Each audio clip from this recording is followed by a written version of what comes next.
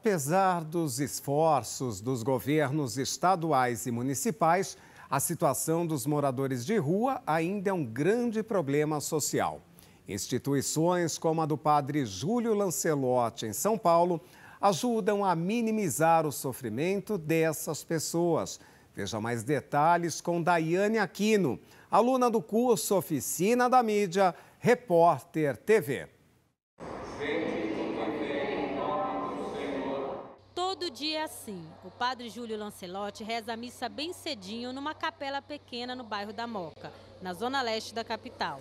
Logo após a celebração, o padre Júlio sai pelas ruas com os carrinhos de lanche e com a ajuda de voluntários. É o café da manhã tão esperado por centenas de homens e mulheres. Todos fazem fila numa entidade perto da igreja. Além do café, recebem também produtos de higiene pessoal. Todos os anos, o governo do estado de São Paulo e a prefeitura tentam adotar medidas para ajudar a população de rua. No entanto, essas ações ainda não atingiram resultados satisfatórios. O governo até pensou em mandar os moradores de rua para trabalhar no campo no interior. No entanto, o projeto não foi adiante.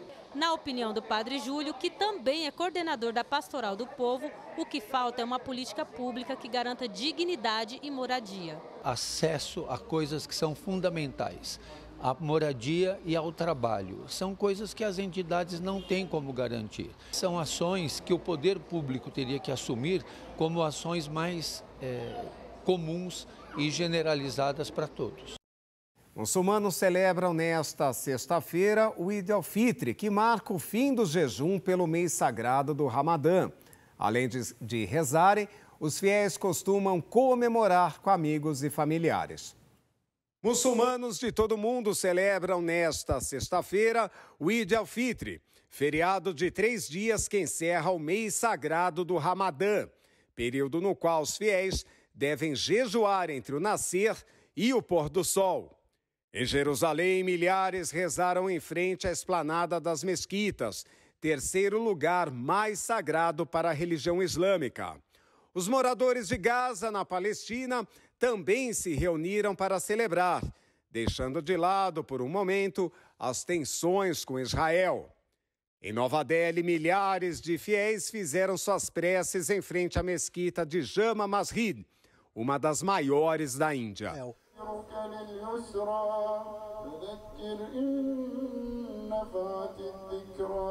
Um tiro de canhão marcou o início das celebrações do Eid al-Fitr em Sarajevo, capital da Bósnia e Herzegovina. Quase metade da população deste pequeno país europeu da região dos Balcãs é muçulmana. Fiéis do Sudão também comemoraram a data especial na cidade de Omdurman, que fica ao lado da capital Khartoum. O país africano sofre com um sangrento confronto entre o exército e paramilitares desde o sábado passado.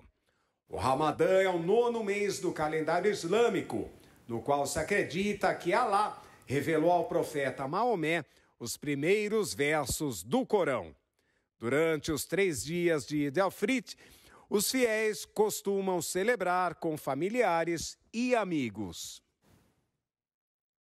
Obras para a expansão de uma estação de trem em Paris revelaram parte de uma antiga necrópole de Lutécia, cidade precursora da atual capital francesa nos tempos do Império Romano. Pesquisadores comemoraram a descoberta das 50 covas, um verdadeiro tesouro arqueológico da França.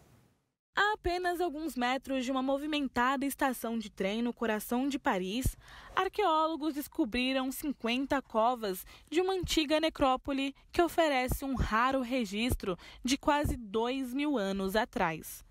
Mesmo com as inúmeras obras para abertura de ruas ao longo dos anos e com a construção da estação de Port Royal na década de 1970, os túmulos nunca haviam sido descobertos. Até que os trabalhos para a construção de uma nova saída para a estação revelaram a existência desse verdadeiro tesouro arqueológico.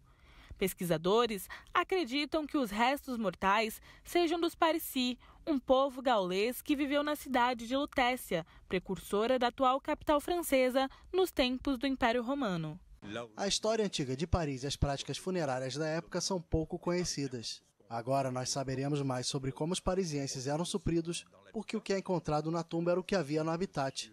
Vamos poder estudar o DNA dos ossos e pouco a pouco vamos entender mais a população de Paris na antiguidade. Donc on s'approche avec une petite série vers une meilleure connaissance de la population de Paris dans l'Antiquité. Os 50 túmulos são apenas uma pequena parte da necrópole de Saint-Jacques-Caz, maior cemitério de Lutécia, que foi escavada parcialmente no século XIX, mas se perdeu com o tempo. Na ocasião, apenas objetos considerados preciosos acabaram retirados das covas e muitos esqueletos, oferendas e artefatos foram abandonados. Iniciado em março, o trabalho de escavação possibilitou encontrar um esqueleto com uma moeda na boca, em um enterro realizado, segundo os pesquisadores, no século II depois de Cristo. De acordo com a mitologia grega, a moeda era um pagamento para que Caronte, o barqueiro do deus Hades, levasse as almas dos mortos em segurança pelo rio Estige. As escavações revelaram que mais da metade dos esqueletos foi enterrada ao lado de oferendas como jarras e taças de cerâmica. Joias, grampos de cabelo e cintos também foram encontrados, além de esqueletos de animais provavelmente sacrificados para os deuses. Um grupo de ativistas ambientais vasculha uma praia na Inglaterra em busca de pequenas bolas de plástico, ou pellets, usadas pela indústria para fabricar novos produtos de plástico. Quando espalhadas em instalações industriais, elas podem ser arrastadas para drenos e depois para o mar, e são uma das principais fontes de poluição por microplástico. Escavadores à procura, mas não em busca de tesouros. Estes voluntários estão à caça de pequenas bolinhas de plástico escondidas na areia da Cornualha, no sudoeste da Inglaterra. Pode até achar que isso são só algumas bolinhas, mas está por toda parte. São bilhões e bilhões e bilhões de unidades. Essas bolinhas, conhecidas como pellets ou nurdles, são o material de que os plásticos são feitos. Normalmente, elas são derretidas em moldes para se transformarem em produtos plásticos. Mas elas escapam facilmente para o meio ambiente e são uma das principais fontes de poluição por microplásticos nos oceanos. Motivado pelo amor à natureza, este engenheiro aposentado construiu uma máquina para ajudar a limpar os pellets da praia. O que essa máquina faz é basicamente separar o material flutuante, que neste caso é um excesso de plástico da areia.